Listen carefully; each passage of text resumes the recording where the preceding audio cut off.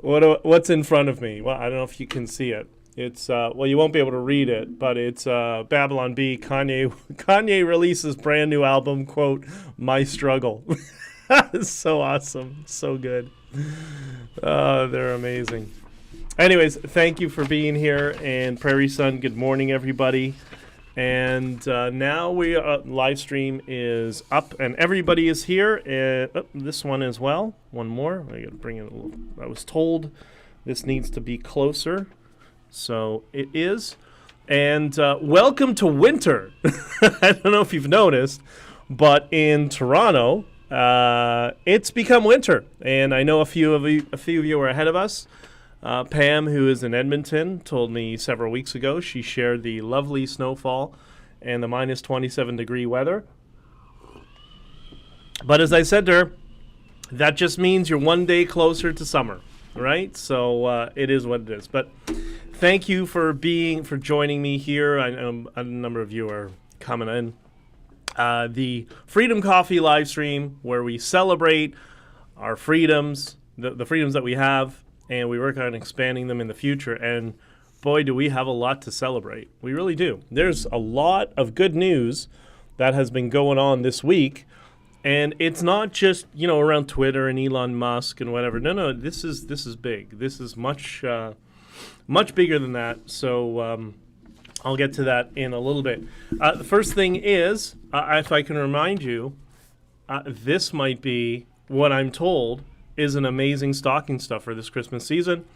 And I encourage people to buy this for as many of our friends in the progressive camp, especially, or the liberal camp, people who are opposed to the values of peace, love, unity, and freedom. And I'm hoping, for all of you there, this might remind them about the importance of peace, love, unity, and freedom. So if you want to share the story in a positive way, there's really not much negativity here at all. There's no reason for somebody on that side of the political spectrum to look at this and read it and react negatively. In fact, a friend of mine who was very, should we say, agitated and didn't understand. He supported me personally, but didn't understand the importance of the Freedom Convoy. From what I understand, he's into chapter 10 or chapter 11. And already it seems to be waking him up and resetting him of those values that we talked about as a little kid, of peace, love, unity, freedom, being kind to everybody, all those warm and fuzzy stuff. And what better way than around Christmas? So that's my pitch to you that I will keep doing, just because I want to get the story out to as many people as possible. And I am swimming in bills around that thing because, unlike some other grifters, I'm not trying to crowdfund around me working and putting together a book. So, a couple of things. I've had a bunch of people ask me to sign books, but everybody's kind of all over the place. So the only thing I could come up with right now, in the interim, there's going to be something in the new year. I'm going to be a keynote speaker at an event, and we'll talk about that more, okay? But and it'll be a pretty big event. But for now, I know there's some people who want some signed copies for Christmas. There is the group that's in Niagara, and I got some supporters out there in Niagara, Hamilton, Grimsby area, whatever. So I'm trying to figure out a time that I can actually go out to the Niagara area, Niagara region, Niagara on the Lake, I don't know, around there. And I know they do, there's a pub night on Friday nights.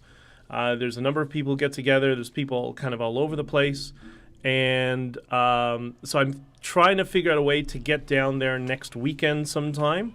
For those of you who just want a book or two signed and just to hang out and spend some time, I was even thinking, if depending on my return, because I'm trying to load up on trucking hours right now to pay some of these bills, that if I'm driving back on Friday and the timing works out with my backhaul, maybe I'll be able to just kind of pull over, park the truck. I know a couple of lots in the area, hop in an Uber and come see you guys. So I'm trying to make that work. So if you're interested and you want to have a book signed, please let me know. So comments, Shannon, come to BC. We are fun here. I would love, you know what? I would love to come to BC. And John, who is in Dawson's Creek, they've been hosting a bunch of people in some events there. So I don't know. I would love to come out to BC and do it. That is definitely on my list of places to go. I would love to. If somebody puts together something, I will be there. I just kind of know when it is and fit it into my schedule. Are there any photos in your book? No, Debbie, what I did was if you go to honkingforfreedom.com, there's a gallery in the bottom of the page. That's Luciano's, or you call Luch. That's his, those are his photos, and he's got a much larger gallery that it links to. I think I put about 30 pictures up there, if I'm not mistaken. And he took a total of 12,000. Like, he took a lot of pictures. So, but it's on honkingforfreedom.com. Check out the pictures that are there, and then you can link to Luciano's. And, you know, I was looking for all sorts of people that were doing pictures, and he seemed to be the most professional, the most consistent. He had a style that I liked, and that's one of his pictures right here. And that's kind of the essence and the theme of his gallery and all the stuff. Petty White Resurrected. That's my favorite Twitter account now. Just discovered this a couple days ago. Tom Moraz is crowdfunding his book, Stolen Valor. God. Yeah, that is an amazing title for Hurt Locker Tom. It is what it is. So everybody who doesn't know, they've been lying for months and collaborating together, and I've just not been shy about it. I had to wait until the commission, until I could get my evidence on the record, which I did, and we'll get to that in a second. But thank you for that. Okay, moving, and good morning, all of you. There you are, Ben. Yeah, Jesse, I saw you followed me on Twitter. I just sent you a message. Good morning from Betty White and Guillaume. Good morning. The important question of the day is, how do y'all take your freedom coffee? Good point. How do you take it? I apparently take it in a very, very Canadian way, as I was told by somebody who is European, that I put sweetener and what's it called? If I have almond milk, I'll put almond milk, but the sort of coffee mate stuff. So apparently that's very Canadian. Jana, bought 2 copies for our dads. That's amazing. Jana, that is absolutely amazing. Thank you so much for that. And I hope they enjoy it. And you know what? Let me know what their feedback is. I'm curious. How did you check to see if your vote was counted? Maybe a number on your half of the ballot. I don't understand. What? I'm so confused. I'm not running for office, and I'm never running for office. No, thank you. It is. I've done it a couple times before, and it's the worst thing ever. I will meet you when God says it's time. Once I get the book, I'll be patient for it to be signed. Yeah, but my point is, I'll try to work around you guys, and I'm just figuring for Southern Ontario, I'm kind of close. I'm close, and I know some of you want signed copies for Christmas, so the best I can do is do something in the area. Yes, Beth. And Beth, you and Kids Junkie, I know you're a little bit farther, but maybe we can coordinate a time that we're all together just to do a quick little, spend an hour, a couple hours together, sign some books. Okay, so the first thing I'll just talk about, and we're going to get into the really positive stuff because there is. But the first thing I know, there's been quite a few people upset with me. Story of my life: people being upset with me.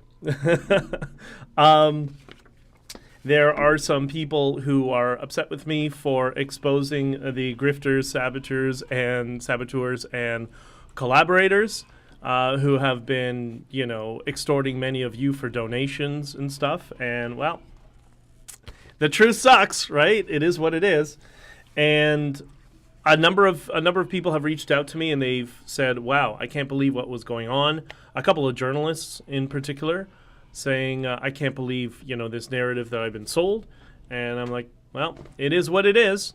And but there's a large swath of people that are, people slip into cognitive dissonance, as we discussed the last stream that I did, because they've bought into some worldview, and they're so hung on to it because they become emotionally attached to it, and it's just going to take time. And, people eventually they start to figure it out, and they realize the truth of what's been going on. But somebody asked me, the reason I bring up this topic, somebody asked me about, I mentioned shadowing, and to explain it. And this is used a lot by political parties. They run whisper campaigns, they shadow people, people who gain momentum, who gain an audience, or whatever it was that they can't control. Because people in politics, the political parties, I'm not talking about the politicians themselves, I mean, they're part of it, but it's really the people behind the scenes. What they do is they'll shadow somebody, so they'll follow them on social media, see who their audience is, and they'll slowly try to pick away. And there's a number of ways that they pick away, right? But they'll reach out to that person if they're a platform, say, with social proof, saying they'll have somebody say, oh, hey, maybe it's a member of parliament, maybe it's a public figure in some way, right? And I can talk to you about that too. So what's been going on for the past most of the year since the Convoy is whoever I have a connection to, they'll receive a call or an email or a Twitter, usually Twitter or Facebook outreach from somebody saying, hey, we saw you're a supporter of BJ. Yeah, we should really talk because, I was involved in the Convoy too. Let's talk and whatever. And what do? They start whatever whisper campaign it is. I'd gone through this in politics years ago, right? So I kind of know this is how it works. And what they'll do over time is they'll build a narrative. And then in this case, in August, it's boom, hey, there's a deal. And I remember seeing that. I'm like, you fucking bastards. It's the same thing, part of my language. Same thing all the time. And this is why people complain about corruption in politics and the type of people in politics. It is what it is, and I'm not running a race. I'm running the marathon, and we got truth on our side, baby, so it really doesn't matter. And this story here is just a beautiful story anyway. So all of that just becomes noise, and there's some people that will be stuck in cognitive dissonance, but most people will, over time, they'll wake up and get out of it. Ron, the Liberals are banning most hunting and targeting rifles as well as handguns in the Bill C-21 because they consider them weapons of war. This is the same kind of bourgeoisie downtown, downtown Toronto or Ottawa view of the world where they can just dictate what everybody around the country wants. Everybody's got to abide by our rules. So you can be 10 hours away from any metropolitan area, and what do we need? We have bicycle lane on the side of the highway. It's this. I explained this in, was it the Michaela Peterson interview? I think. I don't know. I did so many of them. One of the interviews.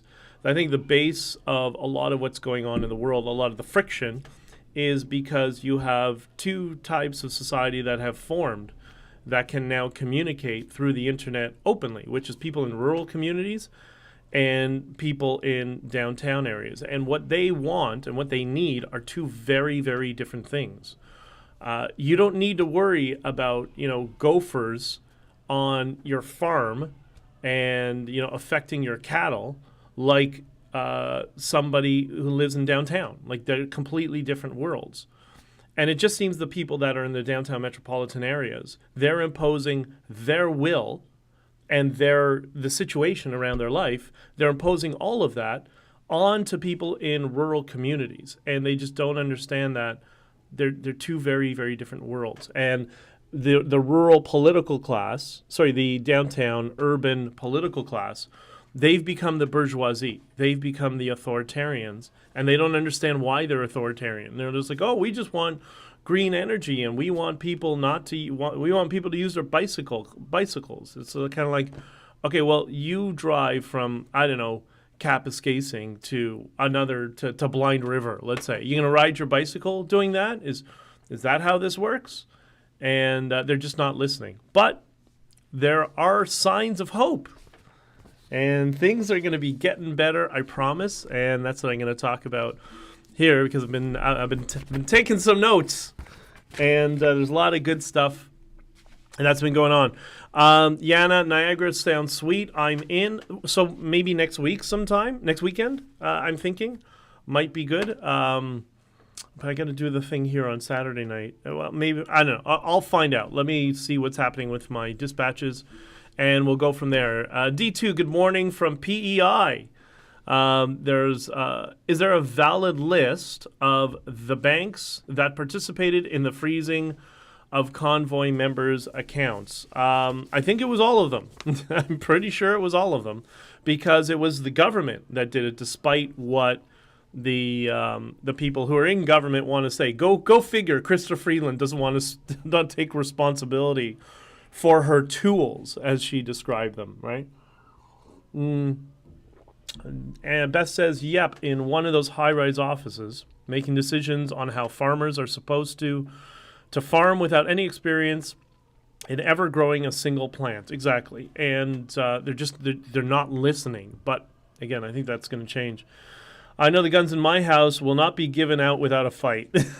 You, Amanda, you're awesome. And that's what you need to do, is just kind of stand up and say, no, just push back. Say, I'm not doing it. Just not doing it. And if everybody does that, then we won't have to worry so much, right? And you need to get your friends, family, and neighbors on board. That's the key, right? So did anyone see David Menzies' report on sending Omar the toy trucks, giving to credit to Bridget? Yes, Bridget was working on this for a while. And I thought that was a very cute little troll. And so, yeah, I think that was quite amazing. Props to them. Let's see how authoritarian they are when farmers just quit and they start getting hungry. The problem is, Jen, there's so much disconnect. Like, they don't understand.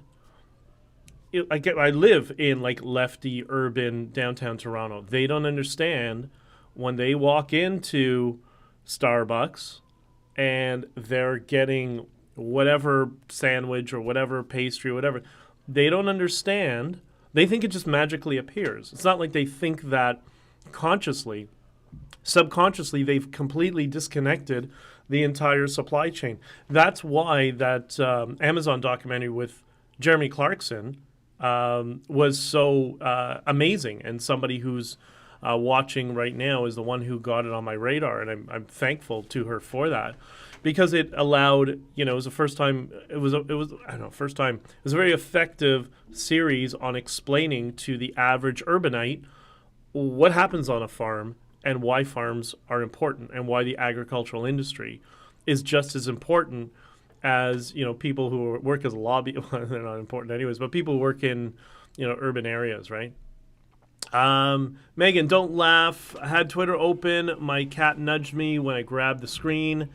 Your post with the poll was there. I voted for B. Couldn't take it back. Okay, you can laugh. Yeah, the poll that I did. What was it? It was funny.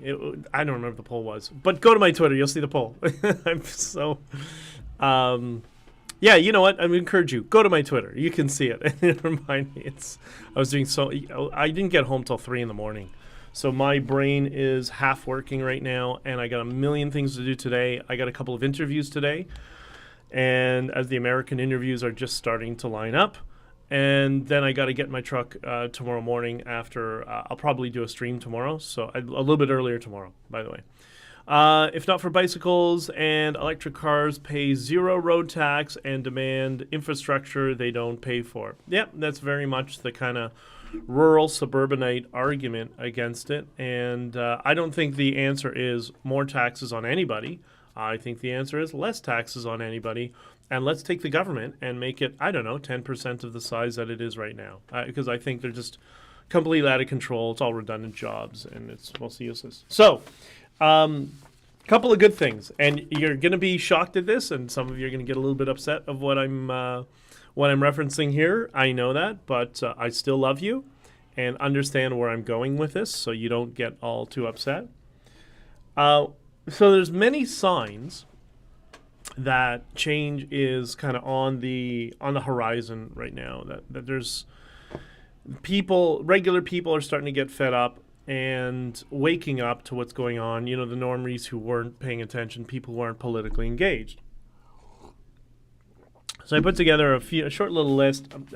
I'm not posting links online here because that's right now that's too much work. I gotta mitigate stuff, but we can just talk about these things. So put it on everybody's radar. Now let's think about it. Let's start with BlackRock, everybody's favorite company, right? Everybody loves BlackRock because BlackRock owns everything, and BlackRock works with the U.S. Fed. And there's clearly a lot of corruption around there. BlackRock had been promoting ESG and diversity, inclusion, equity. And earlier this year, you may not have noticed it because it probably wasn't covered by the left-wing media, and it probably wasn't covered by the right-wing media because the right-wing media wouldn't want to kind of address it. And this is the problem with the two silos. If you're just looking at one media and not looking at the other, you don't get the full story. But you also, even if you look at both, in legacy media, it still may not get the story because it may not benefit either of them from a political perspective to acknowledge it. So Larry Fink from BlackRock earlier this year, and I don't have the statement, I had it here and it deleted, but he basically has made overtures that this woke nonsense is called, you call it nonsense, but the wokeism is damaging to businesses and corporate profits. Think about that. That is the biggest, they're a $1 trillion equities company, equities investments, that sort of stuff, commercial banking, large scale paper. And Larry Fink has started to say that the woke supremacy nonsense is detrimental, right? Then we saw recently in the last month, I don't know if you saw the video, because again, the left wing won't want to show you because it goes against their narrative. And the right wing won't want to show you because it shows that people you're supposed to think are never reasonable have reasonable takes. And this was with Bill Gates. Now, don't get upset. We're not talking about medicine, cerveza sickness medicine, okay? But Bill Gates was on a panel, and he was asked about ESG, which is the environment, socialism, governments, just kind of veiled communism, basically trying to take over the public sector, which would be fascism.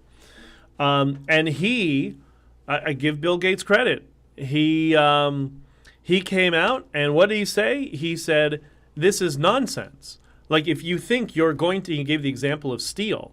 He said, if you think you're going to make steel without any emissions, you know nothing about business and the process. And he's like, you can't run your business exclusively from these little spreadsheets and models. That's not reality. That came from Bill Gates. Right wing is not going to show you that because they don't want to show you Bill Gates being reasonable because they always want to just paint him as he's the big dark evil. And as a computer kid during the 80s, I didn't like 80s and 90s. I didn't like Bill Gates either. But you got to give credit, and when people are saying reasonable things across the aisle, we have to acknowledge it because if not, that's how we get sucked further into our silos and we get more negative, and it just feeds on itself. The CEO of Disney was fired, and he's been replaced with Bob Iger, the previous CEO of Disney. Now, asterisk, Bob Iger is the one who first brought in the woke nonsense. So that's the red flag. However, Bob Iger has come out publicly and essentially denounced the wokeism and said it's being rejected by the market and it's destroying our business and we need to abandon it. So Disney is now bringing in their previous CEO, who apparently did a good job running the company from a financial standpoint. And this is what politicians are always worried about. They're worried about your pensions. They're worried about the stock market. They're worried about instability. And what is happening is the wokeism and ESG nonsense is introducing further instability into the market. You can't have that if you're a politician. You can't have the market yo-yoing like this, right? That's why they criticize Bitcoin all the time. No volatility. It needs to be stable, consistent growth. So they're realizing get woke, go broke. They're seeing it in the numbers, which means all of us, we're the majority by a mile, like significant. And they're realizing that they can't govern the world or administer their businesses for a small fringe minority. You love how that phrase comes full circle. Shopify, which I believe they're in Canada. Shopify, the CEO, Toby Lutke, who a typical, tech guy. Elon Musk is a tech guy. This guy's a tech guy. These are people in the tech sector, right? We always write them all off as being all lefties and stuff. And I remember somebody a while ago mentioned to me that Shopify was a lefty company. I'm like, okay, I don't use it, so I don't know. Well, apparently Toby, CEO Toby, heard about that as well, and he issued a very long statement. I'm going to read you just 2 parts of it, okay? But he released a memo from the CEO's office on this topic. And he says, quote, Shopify, like other for-profit company, is not a family. He continued, the very idea is preposterous. You are born into a family. You never choose it, and they can't unfamily you. The dangers of family thinking are that it becomes incredibly hard to let poor performers go. Shopify is a team, not a family. Because all the progressive woke stuff, they're like, oh, we're all one big family. And Google, we're a family. You're not a family. It's frustrating. And then he continues to say, we cannot solve every social societal problem here. Shopify's worldview is well documented. We believe in liberal values and equality of opportunity. That's not progressive, right? Quality of opportunity. Sometimes we see opportunities to help nudge these causes forward. We do this because this directly helps our business and our merchants, and not because of some moralistic overreach. So there you have another tech CEO, and I think when he talks about liberal values, he's talking about Western, liberal democracy, which is what we live in. I know a lot of conservatives sometimes get their backs up because we see people in the right-wing media often conflate liberal party with liberal worldviews. You're conservative with, open, tolerant worldviews. We're all liberal. We live in a liberal democracy. It's not the... That's why I get really frustrated when people always, try to use that word as a smear, because if you're not liberal, then you're a communist. That's the way it works, right? That's communist, fascist, whatever, authoritarian, whatever you want to call it. So, anyways, won't get too much into that. So that's another, company that's saying no to the woke supremacists, saying no, it's going to destroy our business. That's not what we're here for. Then the next thing, what happened? We saw that Apple, and Tim Cook, took him 3 days to respond to this, but eventually did. We saw that there were some ticklers that Apple was considering banning Twitter, or at least that was what the rumor mill was suggesting. I really didn't think that for a second, but that's what the fake news was trying to do, because they're trying to smear Elon Musk. Well, what happened? What happened was Elon Musk and Tim Cook had a meeting.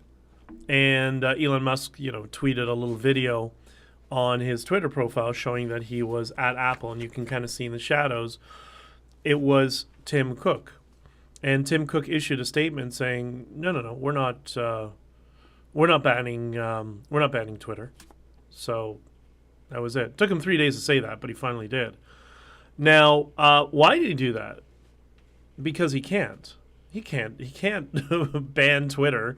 You have the wealthiest person on the planet who has built this SpaceX, built Tesla, built this boring company, takes on all of these challenges he knows nothing about and turns them into... and I know the libertarians will argue with me. Just give me this for a second. perceived as successful businesses, right? So he clearly yields a lot of power. And he's well plugged into the venture capital world and the billionaires and trillion dollar hedge fund managers around the world. He's plugged into that.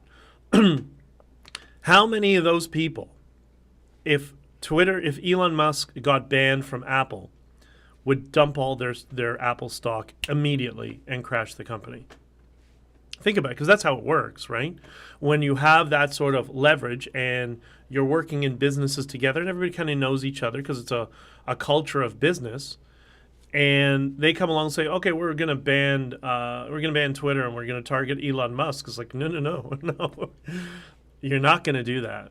And, well, there you go. So now he has to issue a statement and Twitter is safe. Why is that important? Because that's going to be as much free speech as you're going to get. And, I made a comment yesterday. It's so funny. Somebody asked, Kanye and his free speech and blah, blah, blah.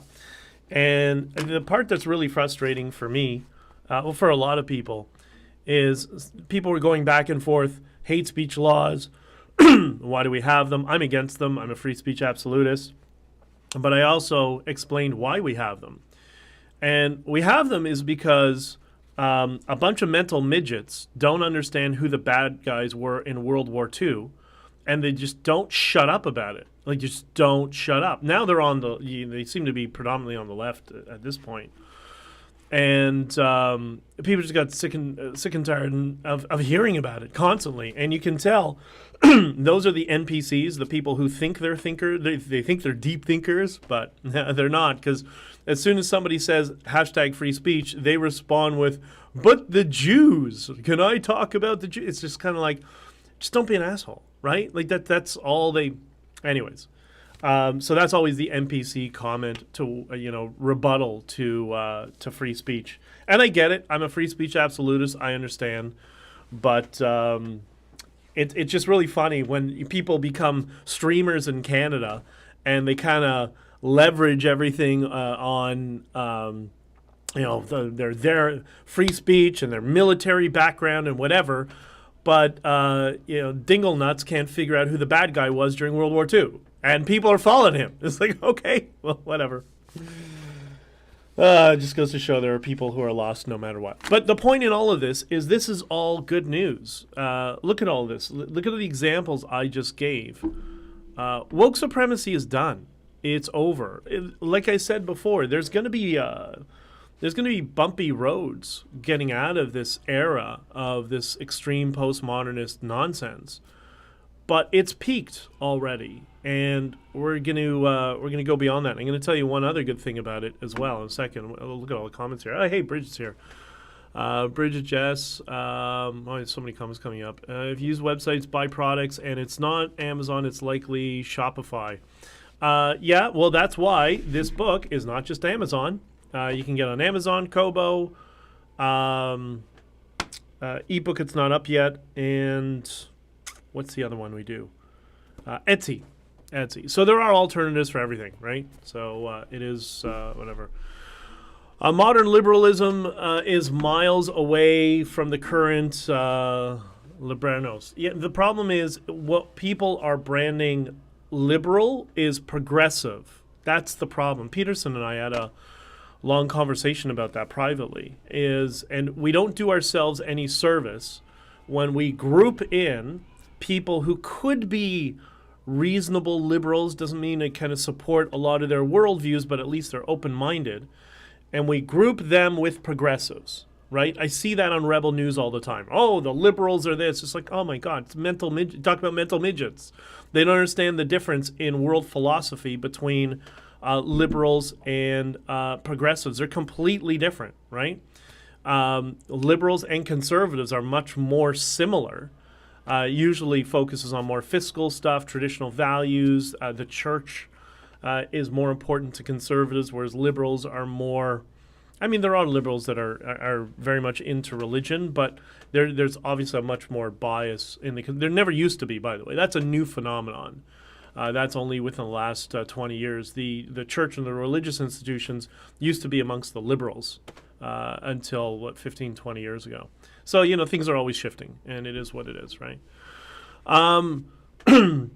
Monty, what about all that stuff Matt Taibbi said yesterday about Twitter? Wow, sounds like someone is in a deep doo-doo. I didn't see what Matt Taibbi said. And there's a good example of a guy who's like liberal. I don't really agree with a lot of his policy views on government and stuff like that. And then he gets some stuff a little confused. But in general, he tries. I think he tries to reach other people and whatever. You manned corporate welfare. Yeah, exactly, 100%. Hey, BJ, I'm taking applications for new neighbor. The house beside me is for sale. I would prefer a non-woke, non-compliant neighbor. I'll send deets for qualified applicants. That's good. Listen, if I was going to get out of the city, I would explain that. But my rule has always been, if I leave Toronto, I'm going where there's palm trees. Which is why I always end up in either Florida or in South America. Okay, you guys are all going back and forth, and Betty White loves the mental midgets comments. I mean, that's what it is, right? There's a lot of that. I think it was it Jeff Booth? Maybe I'm incorrectly attributing it to him.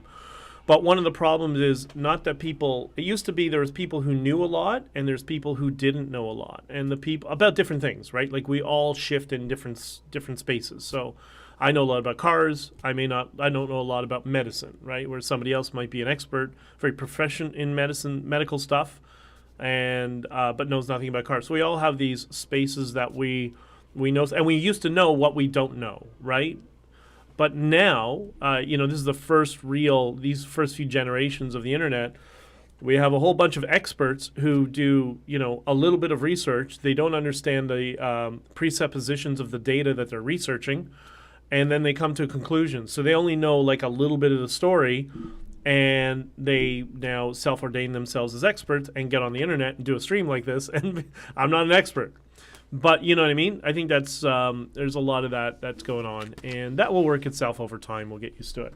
So back to the end of woke supremacy. The other thing, so now you have all of these companies that I've laid out that are realizing their balance sheets are being negatively affected, that get woke, go broke, this is not good, it can't continue. Okay, so that's the business end of it. And this is also business, but a business that we're all concerned about, which is news media and journalism. And this year, I don't remember the time frame. So I think it was second quarter of this year. I'm not mistaken. Second and third quarter, maybe. 33,000 journalists across the United States. This is the data came from the United States. Lost their jobs.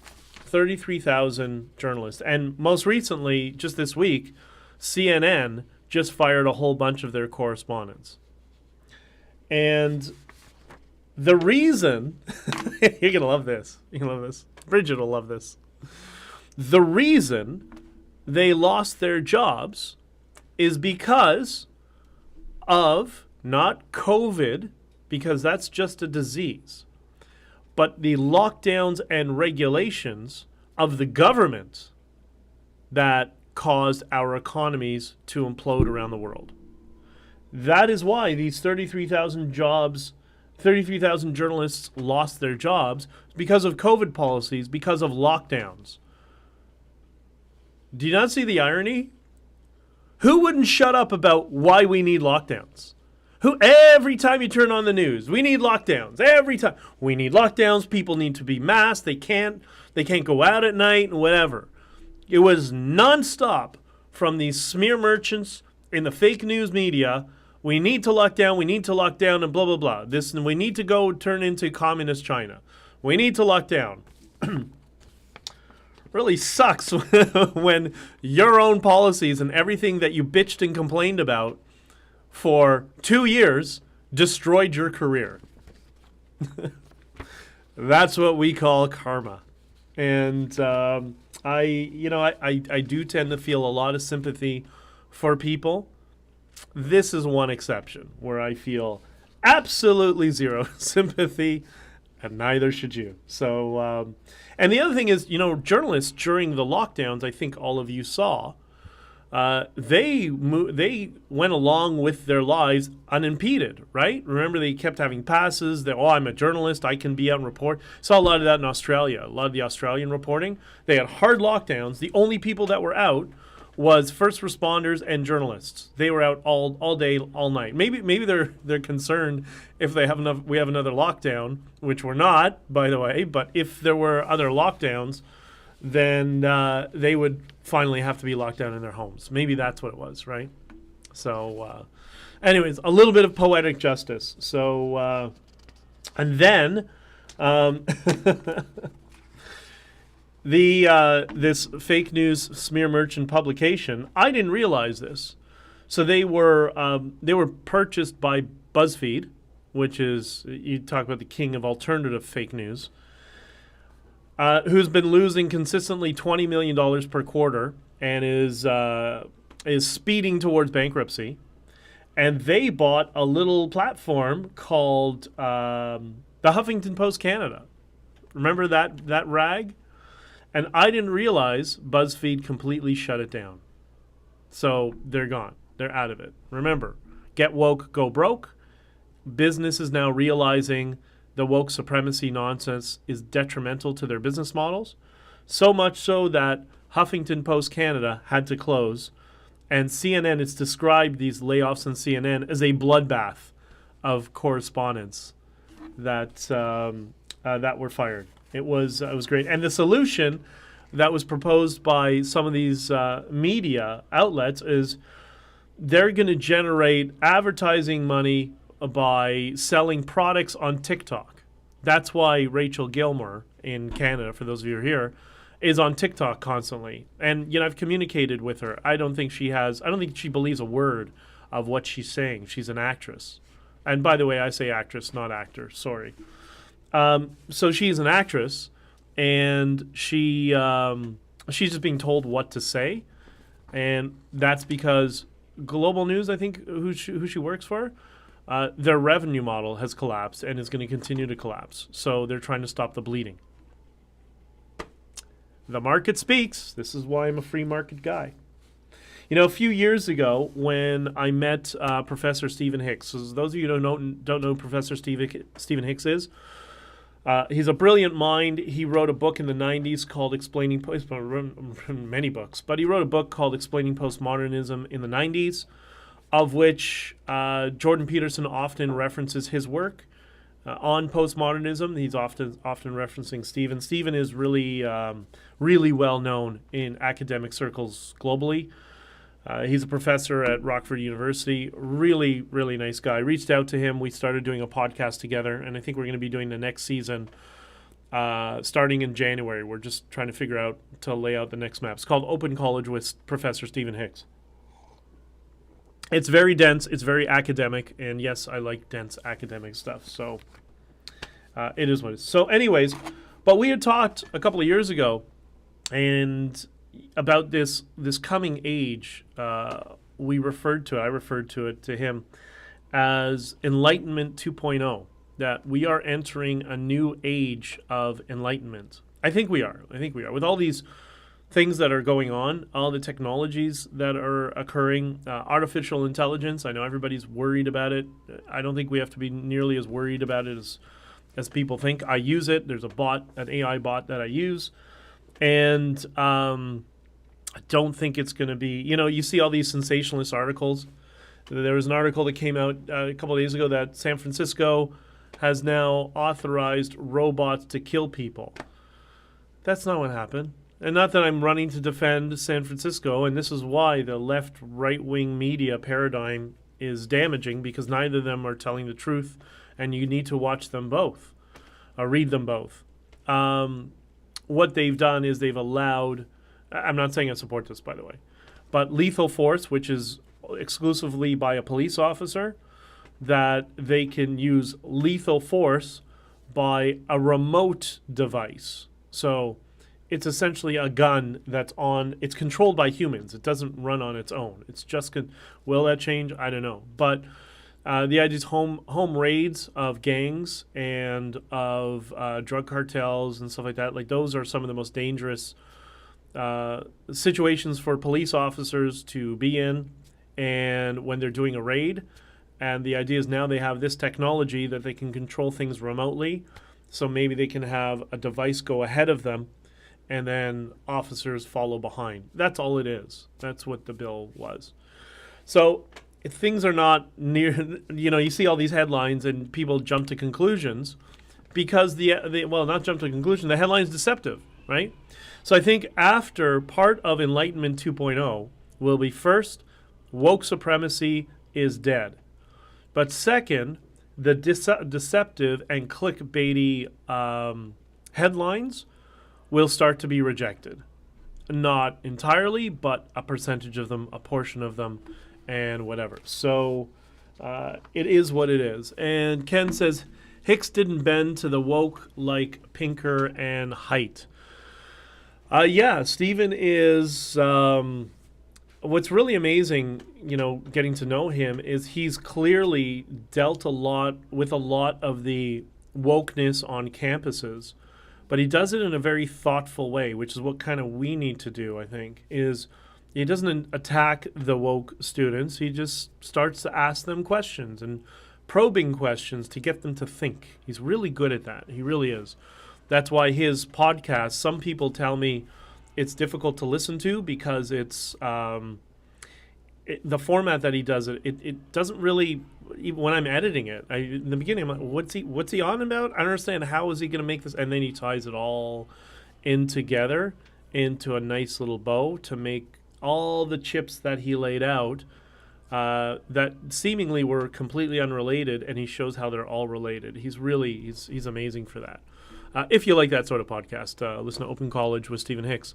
But there's another platform Stephen Hicks is on that is ThinkSpot. Have you considered broadcasting to that too? So I've met not personally, but I've spoken with the CEO of ThinkSpot. And when I went to New York a few times to meet with James Altucher, a couple of my guys were on his podcast and went to his Christmas party and stuff.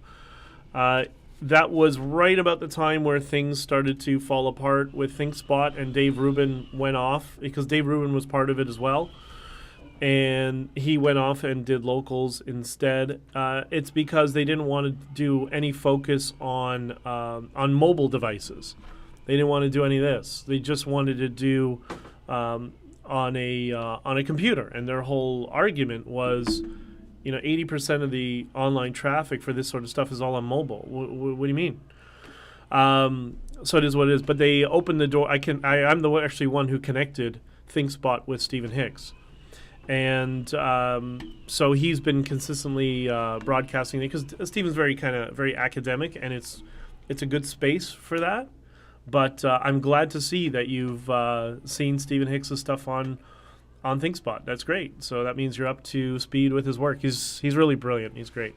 Betty White Resurrected. Betty says, I'm worried about AI when it comes to enhancing military and surveillance capabilities. I think we're all concerned about all military surveillance capabilities, all of us, no matter if it's run by AI or not. But there's so many good things that are going to come from AI as well. And that's your legislators. That's just going to your politicians and saying AI must not be allowed to do A, B, and C, militarization, stuff like that, right? And they'll push back and needs to be lobbied and whatever. But, like, for example, Dr. David St. Clair, who's been working on life extension and had seems to be massive success because the guy's 10 years older than me and looks like he's in his 30s. So he clearly has figured something out. Imagine taking all the data research that he has and plugging it into an AI. And the whole advantage of an AI and machine learning is it can evolve so quickly, and it can do 200, 300, 400 years of human research and evolution in weeks or a couple of years, right? Depending what it is. So there's so many things that it can solve, and regardless, it's coming. There's nothing we can do. I have two AI bots that I work with on my side because I'm trying to learn this space, and no matter what, it's coming. So we got to figure out how to navigate around it, and we will. We're very adaptable. People were afraid of bank machines. People were afraid of email and the internet. And you know what? We sorted out, and it's a bumpy road, but we always prevail because we're all adaptable. So I wouldn't worry so much about it, right? China to yeah, of course, but that's going to the worst possible scenario. I agree.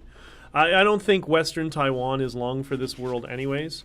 I think bringing AI would be an end to the communist regime, and I think they don't realize it. They don't see it. So that's part of the reason I'm not terribly worried about, right? So it is what it is. Okay, so I'm just going through some. I missed a whole bunch of your comments here. Bridget's talking about Wallaceburg and a house. Somebody's moving in. Hey, if I helped you sell your neighbor's house, Bridget, are we both getting a little bit of a cut? It doesn't have to be much. It could just be lunch. I don't care. Tom says Huffington Post Canada gone. Yep, it is gone. It's shut down. They may. I don't know if they still have a domain and they're just kind of just repeating other HuffPost toilet paper onto that platform. But yeah, it's pretty much done and their audience is gone. And robots are the reason. Robots are the reasons we need our shotguns. I don't disagree with you, man. It is what it is. But I think there's this generational divide, right? There's people that are comfortable with technology, and they're also comfortable with having assets that aren't tangible, like Bitcoin. And then there's other people that are more analog, and they don't want that level of tech and whatever. Perfect example, my brother who I truck with. So I'm the techie one, so I have no I'm comfortable in this space. And my brother wants to live in the 1940s. He sold his truck. He bought a Kenworth W900, like an old school truck sort of thing. And just kind of different worldviews. And sometimes it's interesting to talk to him about stuff because we have often completely different perspectives on how things are moving along. But in general, I think we all agree things are going to get better, man. Look at all these companies that are abandoning wokeness. And the biggest companies in the world are now starting to say it's complete horseshit. So things are going to be great. It's going to be great. Bridget says, you're welcome to come eat anytime, BJ. My hubby makes a mean barbecue. I will take you up on that. Let's let it get a little warmer first, though, before we start barbecuing.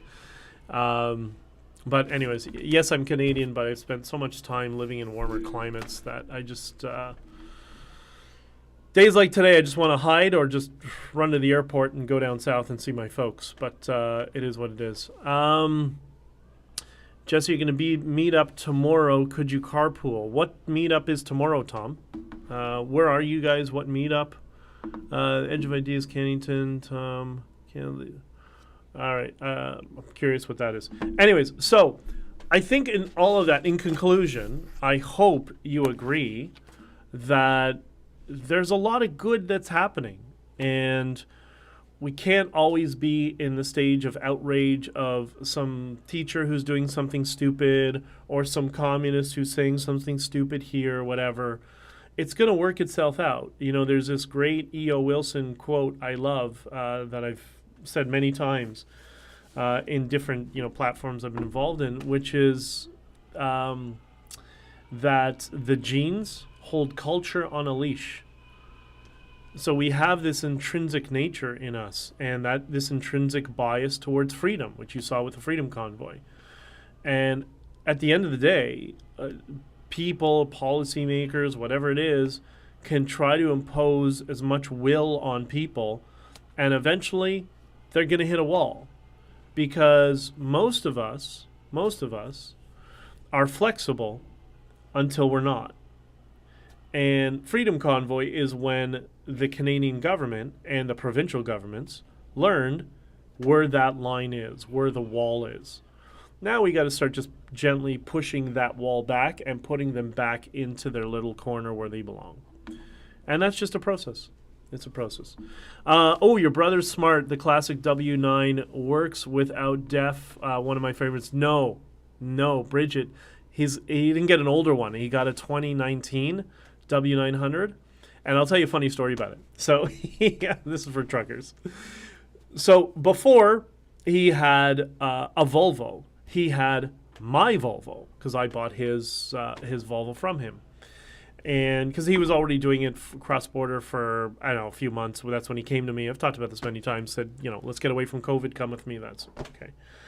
So his concern with the Volvo, as you would know, not that you have, well, you have a Mac, which is a Volvo anyways. But the concern from him was he did have a breakdown in the States. It cost him a fortune. And he said getting parts and sensors and all the sensors was the big thing he was worried about. He said, I wanted to get an American truck. I want to get a Packard truck, which is Peterbilt or Kenworth, for those of you who don't know. I want to get an American truck, so when I'm in the U.S., I have access to the American infrastructure, so I won't have to deal with parts, right? I won't have this lag time of 2-3 days for parts and whatever. Okay, fine. So he gets his W900, and we start going tandem together to the States. And maybe a month or 2 months after he got his truck, he got it used. It was only had like 200,000 Ks or 150,000 Ks. And an older gentleman who retired owned it. But he was driving for a month or 2 months. And then all of a sudden, what happened? His DEF on his Kenworth, the DEF sensor failed, which, as you know, happens often, right? So normally, you go to Kenworth, you order the part, it comes to the mechanic, he puts it in. Well, COVID, part shortages everywhere. And where does the American trucking company, Kenworth, produce its DEF sensors? China. So, and Volvos, by the way, are made in the United States, so they're arguably just as American. So he got out of a Volvo because he wanted a Kenworth, so he wouldn't happen to have this part shortage issue, and he ended up with an American truck where all the parts, the sensor parts, are all made in China. And you know how? And so what happens when you're driving a truck? It's too much down the rabbit hole, but when that sensor fails, as you probably know, just disconnect the speed sensor, and you can drive it. But you're down like 40% power, so it takes forever to drive up those long hills that we go through in Pennsylvania and whatever, or when we go to the Poconos, right? And you're just crawling up a hill. So when you see a trucker, by the way, who's on the highway, who's driving really slowly, remember he's got like 80,000 pounds, and that thing doesn't exactly accelerate like a Corvette. We're going to talk about the Tesla Semi in an upcoming stream, by the way. So he went for 6 months, Bridget. 6 months. He couldn't get that part. He called every dealership in North America once a week, called everywhere, distribution houses, you name it. And his Kenworth with Chinese parts couldn't get a sensor, and it was killing him. We finally got it, but it's a beautiful truck. It's you would like it. Anybody who's like a seasoned trucker loves my brother's truck. It's a super sleeper W900 from 19 is 18, 19, or 2020. I can't remember which year it is. And it's kind of like, looks like Optimus Prime, multi-level. Like it's a gorgeous truck. But wow, trying to turn that thing in our yard and trying to park and back up trailers, what a pain in the ass, which is why I prefer my truck, to be entirely honest. But anyways, we won't get into truck conversation. I'm going to shut down in a minute. One thing is, I was thinking to go to a book signing, but tickets are not for sale now. Yeah, that's in Wallaceburg. We're going to be postponing Wallaceburg till after the new year. There's just so many things going on right now. For me to drive somewhere for so many hours and to come back, and something just kind of came on my radar for that night that I had to deal with. So we're going to have to postpone it. So we will we'll deal with it sometime in the new year. And I got a couple of interviews today and interviews Monday morning in the U.S. again. So things are about to really take off, and I'm just so busy. That's why I'm suggesting heading down to Niagara for the pub night, hanging out, sign a few, bring your books with you. We'll sign a few books. We'll hang out, just very casual. And that way, for those of you who want signed books for Christmas gifts, you'll have them. So when I get some details, if we're going to do it next Friday night or something like that, I will let you know, okay? All right.